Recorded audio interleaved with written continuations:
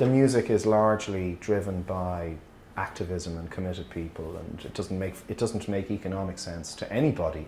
The sheer narcissism of our society is reaching levels never before seen, in my opinion. And I think that what jazz does is a kind of an antidote to that in terms of its ethos. You're working for the group and you're supposed to express yourself.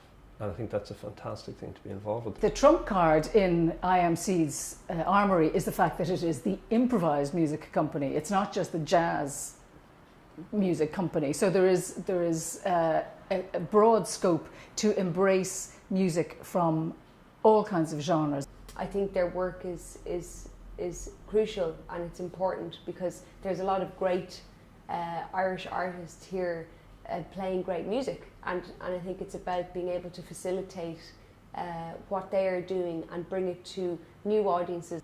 And what IMC was really about was making sure that the lights were on in Dublin, that we were a part of something much bigger and global, actually. Listening to music, to jazz music and improvised music in the late 1980s pretty much consisted of either going to some of the regular gigs that were happening either in Slattery's or the Harp or Bailbocht, or all these kind of residencies that were happening every now and again. But there wasn't a coherent policy, there wasn't a major forward-looking system of bringing in great jazz people.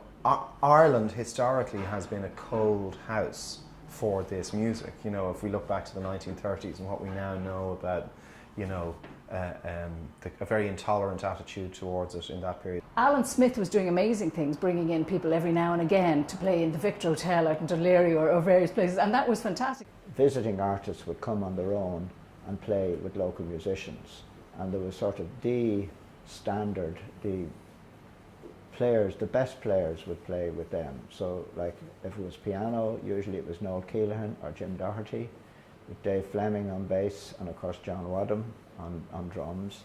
And then Louis Stewart would often be in that mix. But the prehistory of that actually was Jazz on the Terrace, which was Alan Smith's organisation. I use the word organisation in the broadest possible parameters. Alan was an OPW architect at the time, and would often moonlight to run jazz gigs, and as indeed he still does. He's indefatigable. I think he's addicted actually to putting on jazz concerts. The origin of Jazz on the Terrace was the first concert was in Earlsfort Terrace, and so therefore we were getting jazz on the terrace. The funny thing is that if you were to look up on the internet just the name Jazz on the Terrace, you wouldn't believe how many hotels have jazz on the terrace every night all over the world. Jazz on the Terrace and IMC were probably overlapping a little bit, because in the really early days of IMC, the kind of triumvirate was Alan, Ronan, and then a little bit later to the party, myself. I mean, other people were kind of getting involved in a kind of volunteering capacity, people like Cormac Larkin, Blaise Smith, other people.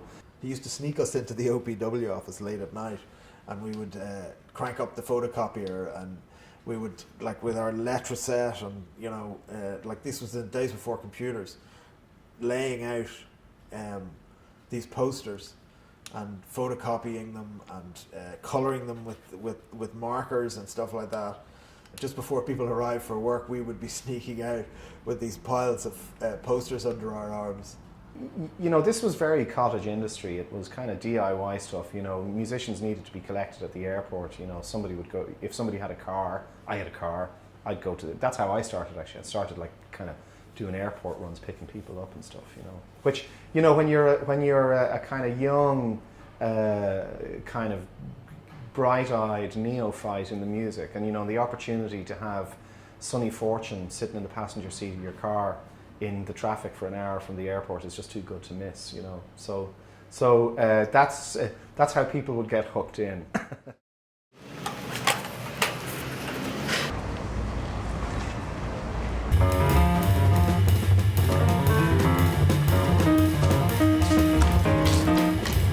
We can go shorties and go underneath.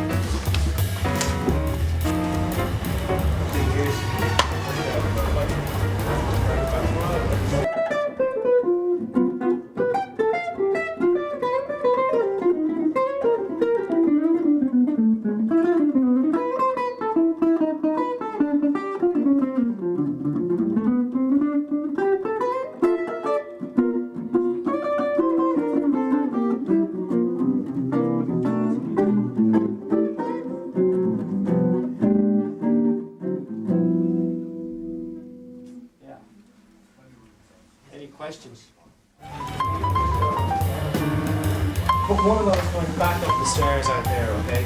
I think the profile is changing because Dublin in particular is a city with a very high demographic content of young people under the age of 25 or so. And they're traditionally, I think, more open to lots of different things. Plus, communication nowadays bring lots of things to people more easily than they did before. So I think people are more open to difference and to mingling of things. And that's what's happening to jazz.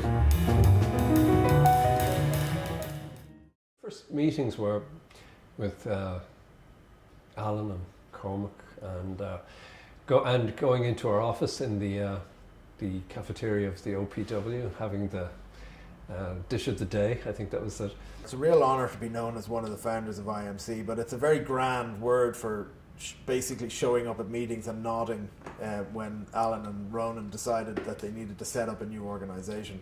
I think my main contribution was that I came up with the name. When we come to the bit about kind of figuring out how much money we were usually going to lose on doing a gig, Alan would produce his solar operated calculator and make this gesture underneath the light source, like this. I had this calculator at the time. I don't know why. It was always in my briefcase in my bag. His famous calculator that operated on solar power, that he would kind of do that to get it working into the light. And I'd hold it up to the nearest light, wherever it was, and I get some power into it. And that was sort of, took on a kind of ceremonial significance, you know. It always looked like some kind of a votive offering for something. One of the very important things that the IMC did in its very early years was produce the Jazz Blues Report, which was a report about the state of jazz vis-a-vis other musics in Ireland and its lack of opportunity compared to those. So we wrote this document and we submitted it to the Arts Council, and it was a case of they put their money where our mouth was. We were making the point in a document, a written document, about the lack of opportunity and resources given to jazz.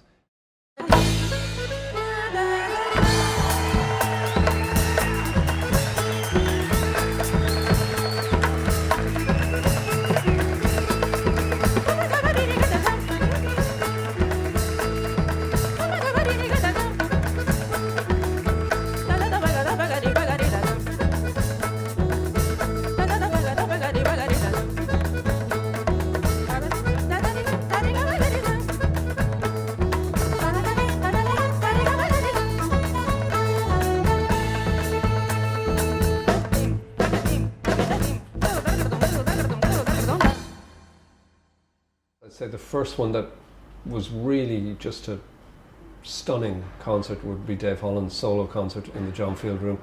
To see a guy come out, you know, instrument 4 strings and play 2 sets of music to a packed house in the way that he did, and absolutely keep everybody in the palm of their hands was music at the absolute highest level, regardless of genre. At the time, you know, late 80s, early 90s, it was exciting. I found it exciting. I was delighted to be able to go to some of the world music in particular that wasn't here up to that, so it was great fun. The audience was really growing, and I think around that time in Ireland there was a real appetite for new kind of music. And the whole Roots and Rhythm series, I remember really fondly, all these great world music acts, Dino Saluzzi, vocal sampling from Cuba. There was a real sense of excitement that this kind of new music was coming to Dublin and getting such a big audience, because I mean we were getting crowds of between 600 and 900 people in to see music. And I think at that time as well, there was maybe more money around, people were taking a punt on new things, so that was a really exciting time. We got involved with IMC, not because of any particular concert or type of music, but really about the range of different types of music that IMC could put on. I remember Tariff to Hydukes in Vicar Street, which is an incredible performance. I was sitting right in the front row, and the lead fiddle player had this big gold tooth, and he was smiling like this all the way he was playing, and looking down at me, and I thought, he's going to jump off the stage at me. It was great, and it was stuffed. Seamus Blake playing with Tommy Harvey's trio. The atmosphere was just unbelievable, just electric. It's just one of those gigs that just blow you away, you know. It's nights like that make me proud, you know, that I do what I do, you know. Another one would be Big Satan's legendary gig in Wexford Street, which they still remember. They still remember the skate because I know those guys very well, and they say, "Oh yeah, that kid." And I always remember Tim Byrne when there was like the screams for the third encore or whatever. When he came out and he said to the audience, "We don't usually play encores because we're never asked for them." If there was somebody who was a constant through all of these important concerts over the last 25 years, it's Paul Ashbrand. You know, he was such an important part of the quality of what we were trying to do. Probably my favourite IMC memory is when I was looking after Elvin Jones for 2 days, because he was playing as part of the Dublin Jazz Festival, and part of Elvin's drum kit was missing. It was left in Paris.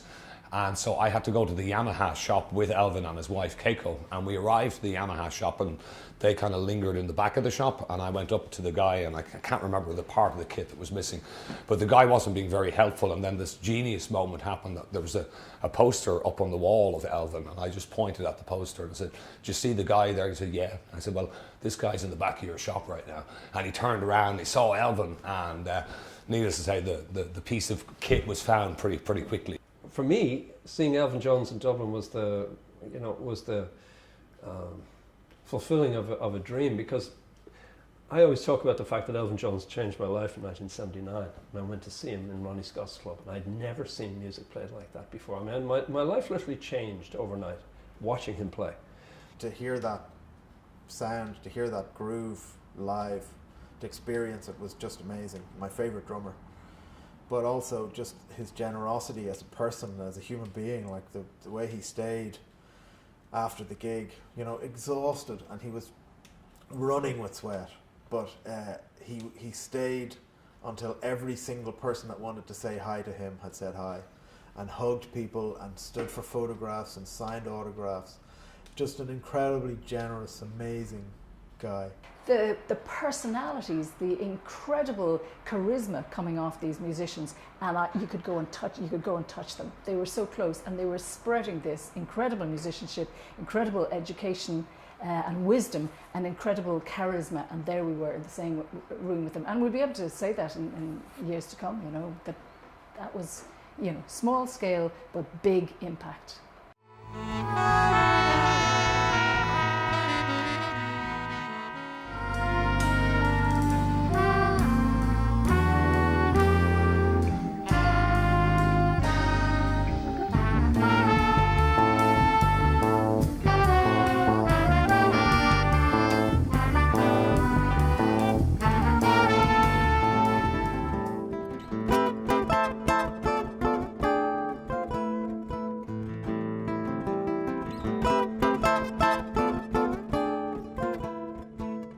When you've played the melody or whatever we've done, and then it comes to improvisation. It can be a collective improvisation. It can be single line. We don't necessarily think of two solos as much, and we can interject, and it can really it starts. You're just using your ear.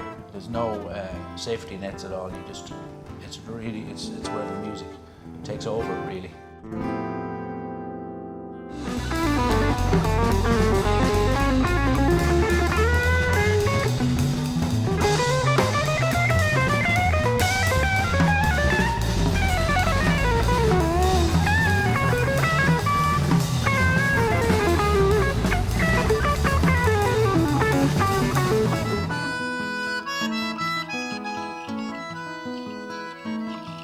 Me persigno por si acaso, no vaya que Dios exista y me lleve pa'l infierno con todas mis ovejitas.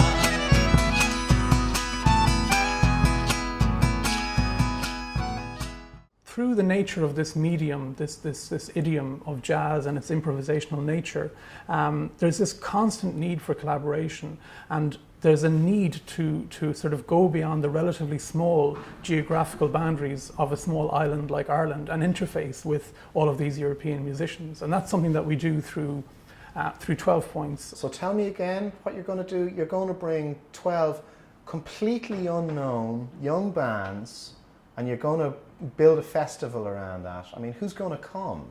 You know, who's going to come? But of course, people did come. I think it's an original idea. I think there's always a great selection of bands from different countries, and you don't really know where those bands are going to be from. So there's always a different selection of bands from different countries every year. 12 Points had some very kind of straightforward non-negotiable rules around that. Everybody works for the same money, right? It's one price. Doesn't matter who you are. I did it with a group of mine called Thoughtbox, and it was great to be part of the festival. It was in Porto at the time. Really, really amazing venue, Casa de Musica.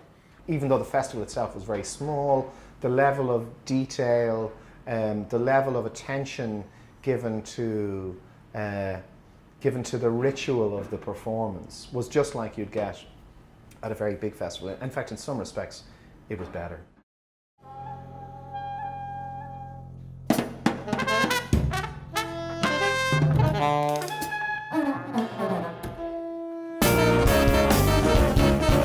It sounds like a 4 a.m. pub conversation, like, let's do a jazz Eurovision, and then obviously became a serious idea. But 12 Points is one of those situations where people are laying their cards on the table a bit more, and it's kind of like, look, here we are all together, and you've got the things like eating together, spending time together, and it's just those little things that really make a big difference.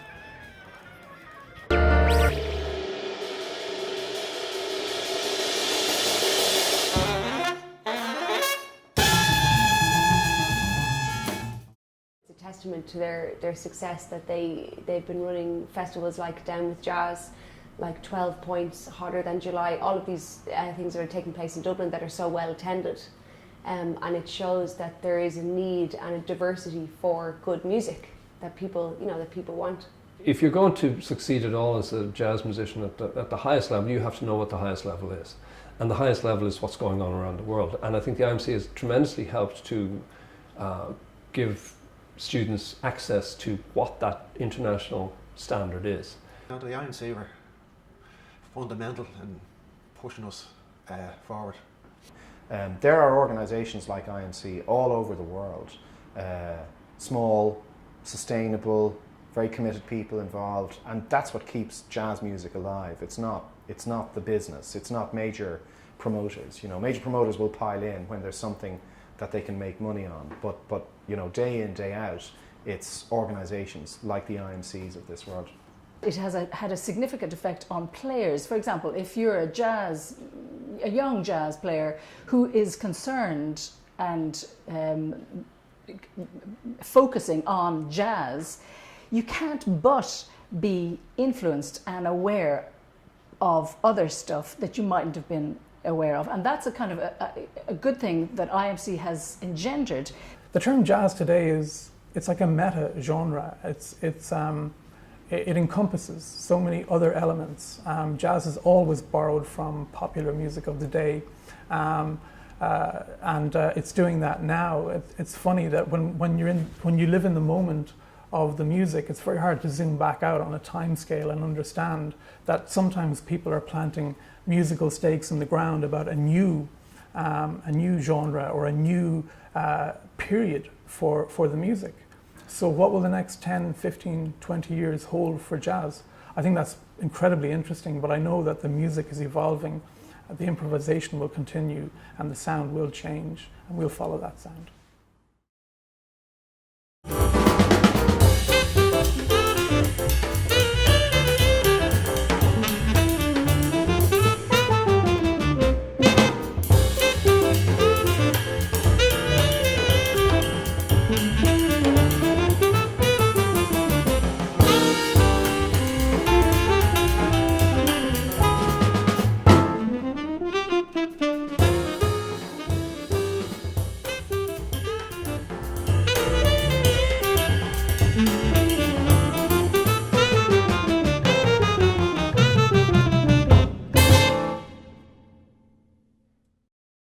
Somebody once asked me what was the worst bit of advice I ever gave. I told Larry Mullen to get a day job. It's true.